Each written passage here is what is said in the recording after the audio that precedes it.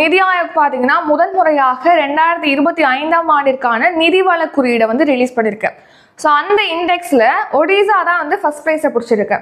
So கவனிங்க, இப்போது இந்த நிதி ஆயோக் பார்த்தீங்கன்னா எதன் அடிப்படையில் இந்த நிதி வள குறியீடை வந்து ரிலீஸ் பண்ணியிருக்காங்க அப்படின்னா, இந்தியாவுடைய ஒட்டுமொத்த உள்நாட்டு உற்பத்தி, அடுத்து மக்கள் தொகை, ஒவ்வொரு மாநிலங்களில் மக்கள் தொகை இருக்கு இல்லையா, அது அடுத்து பார்த்தீங்கன்னா ஒவ்வொரு மாநிலங்களும் செலவினம் மேற்கொள்றாங்க இல்லையா, செலவுகள், அது நெக்ஸ்ட் வருவாய், மாநிலங்களுக்கு வரக்கூடிய வருவாய், ஒட்டுமொத்த நிதி நிலைத்தன்மை, இதெல்லாம் கணக்கிட்டு தான் இந்த மாநிலங்கள் நிதி வள குறியீடை வந்து ரிலீஸ் பண்ணியிருக்கு நிதி ஆயோக். இந்த தடவை தான் முதன்முறையாக இந்த நிதி வள குறியீடை வந்து ரிலீஸ் பண்ணியிருக்காங்க.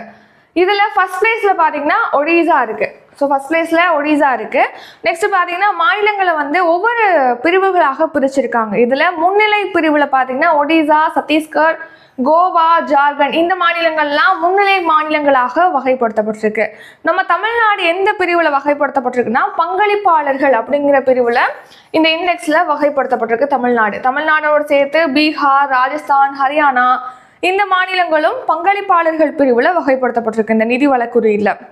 நெக்ஸ்ட் ரொம்ப மோசமான பிரிவு எதுனா விருப்ப நிலை அப்படிங்கிற பிரிவு. இதில் பார்த்தீங்கன்னா பஞ்சாப், ஆந்திரா, மேற்கு வங்க மாநிலம், கேரளா, இந்த மாநிலங்கள்லாம் வந்து வகைப்படுத்தப்பட்டிருக்கு.